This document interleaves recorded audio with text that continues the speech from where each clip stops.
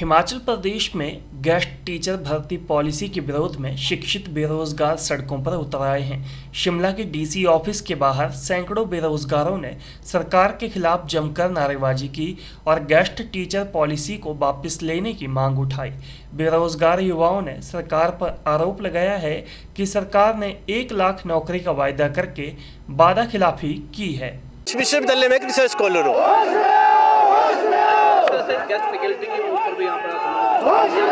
नहीं, हमारा guest faculty के साथ साथ जो हिमाचल के अंदर आउटसोर्स में जितनी भी भर्तियां हो रही है, आप देखेंगे पिछले कई सालों से जो हिमाचल की गवर्नमेंट है उसने हर एक सेक्टर को खत्म करने की कोशिश की है।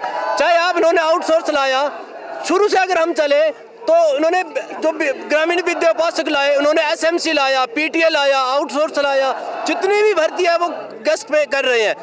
और फॉरेस्ट के अंदर भी इन्होंने जो है वन मित्र ला दी है। तो मतलब जितनी भी आउटसोर्स भर्तियां हैं हम उसका अपोज कर रहे हैं।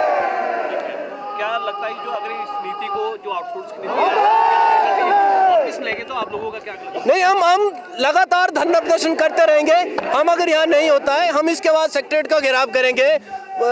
धर्मशाला के अंदर विधानसभा की कॉल पहले आई हुई है, वो भी हम उनसे भी कोऑर्डिनेशन बनाए हुए हैं। तो हम मतलब जब तक ये रोल बैक नहीं होती है हम स्थायी रोजगार मांग रहे हैं। हम सिर्फ गेस्ट टीचर का विरोध नहीं कर रहे, हम चाहते हैं कि हिमाचल के युवाओं को स्थायी रोजगार, क्योंकि आप देखते हैं कि हिमाचल में इंडस्ट्री और एप्पल बेल्ट को छोड़ के जितने भी लोग हैं वो कहीं ना कहीं जो गवर्नमेंट एम्प्लॉयमेंट होता है उसके ऊपर डिपेंड होते हैं।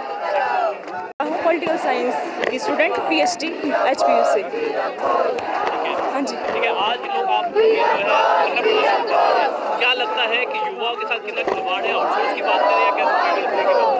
जी सर, हिमाचल जैसे छोटे शहर में जहाँ पे इंडस्ट्री नहीं है, आईटी सेक्टर में इतनी अपॉर्चुनिटीज़ नहीं है, तो इसलिए हम जैसे युवा जो कि 8-10 साल से तैयारियां कर रहे हैं, तो हमारी जो सरकार के ऊपर निर्भरता बढ़ जाती है, सरकारी नौकरी के ऊपर निर्भरता बढ़ जाती है। और एजुकेशन सेक्टर में जो एक बहुत सारी अपॉर्चुनिटीज़ निकलती है, तो हमारा जो एकदम से जो है हमारी जो एक बहुत बड़ी जो अपॉर्चुनिटी थी जिसका हम बड़े लंबे समय से इंतजार कर रहे थे, उस पर एक तरीके से जो है कि वो ख़त्म कर दिया है या कमज़ोर कर दिया है उसको सरकार ने। तो आप अपना भविष्य सर, मैं पीएचडी कर रही हूँ, अभी मेरी 2 साल में पीएचडी कंप्लीट हो जाएगी। उसके बाद मैं अगर 500 दिहाड़ी के आधार पे जाके नौकरी करती हूँ, वो 5 साल के तक करती हूँ, तो उसके बाद मैं अगर 35 को जाऊँगी, उसके बाद मैं अगर पक्की सरकारी नौकरी के लिए तैयारियाँ करती हूँ तो वो मुझसे नहीं हो पाएगा। तो इस एक तरीके से मैं देखती हूँ कि मेरा भविष्य इसमें जो है ख़त्म है।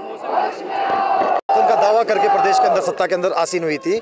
इस प्रदेश के कार्यकाल से अगर सबसे कोई हताश और निराश है वो है प्रदेश का युवा वर्ग। प्रदेश सरकार ने दावा किया था, वादा किया था कि 1 लाख नौकरियां पूरी साल के अंदर 1 साल के अंदर हम देंगे, पर आप देखेंगे कि लगातार जो नौकरियां दी जा रही है आउटसोर्स के नाम पे दी जा रही है। जो नौकरियां दी जा रही है वो पक्का रोजगार नहीं दिया जा रहा है। और ये जो गेस्ट टीचर्स का जो प्लान अभी सरकार लेके आई है, हम मानते हैं एनडीपी का एक हिस्सा है वो नई शिक्षा नीति, जिसको आनन फानन में बिना किसी तैयारियों के लागू किया जा रहा है। इसका विरोध बहुत पहले से पूरे देश का युवा कर रहा है, पूरे देश का छात्र कर रहा है। ये शिक्षा नीति जो है शिक्षा के स्तर को भी गिराने का काम कर रही है और छात्रों के जो रोजगार है उसको छीनने का काम भी कर रही है।